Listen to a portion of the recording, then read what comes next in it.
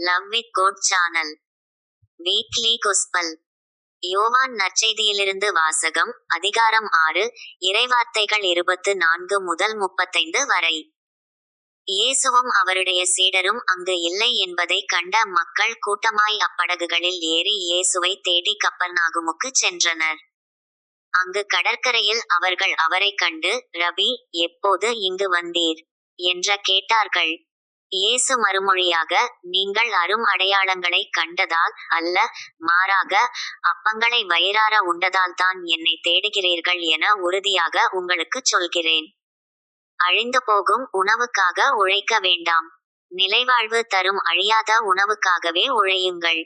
அவ்வுணவை மானிடமகன் உங்களுக்கு கொடுப்பார். ஏனெனில் தந்தையாகிய கடவுள் அவருக்கே தம் அதிகாரத்தை அளித்துள்ளார் என்றார்.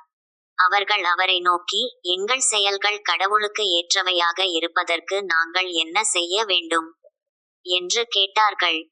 இயேசு அவர்களை பார்த்து, கடவுள் அனுப்பியவரை நம்புவதே கடவுளுக்கேற்ற செயல் என்றார். அவர்கள், நாங்கள் கண்டு உம்மை நம்பும் வகையில் நீர் என்ன அரும் அடையாளம் காட்டுகிறீர்? அதற்காக என்ன அரும் செயல் செய்கிறீர்? எங்கள் முன்னோர் பாலை நிலத்தில் மன்னாவை உண்டனரே, அவர்கள் உண்பதற்கு வானிலிருந்து உணவு அருளினார் என்று மறைநூலிலும் எழுதப்பட்டுள்ளது அல்லவா என்றனர். இயேசு அவர்களிடம், உறுதியாக உங்களுக்குச் சொல்கிறேன், வானிலிருந்து உங்களுக்கு உணவு அருளியவர் மோசே அல்ல, வானிலிருந்து உங்களுக்கு உண்மையான உணவு அருள்பவர் என் தந்தையே. கடவுள் தரும் உணவு வானிலிருந்து இறங்கி வந்து உலகுக்கு வாழ்வு அளிக்கிறது என்றார். அவர்கள், ஐயா, இவ்வுணவை எங்களுக்கு எப்போதும் தாரும் என்று கேட்டுக்கொண்டார்கள்.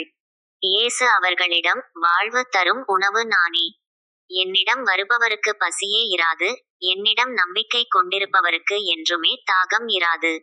இது ஆண்டவர் வழங்கும் அருள்வாக்கு. இறைவா, உமக்கு நன்றி.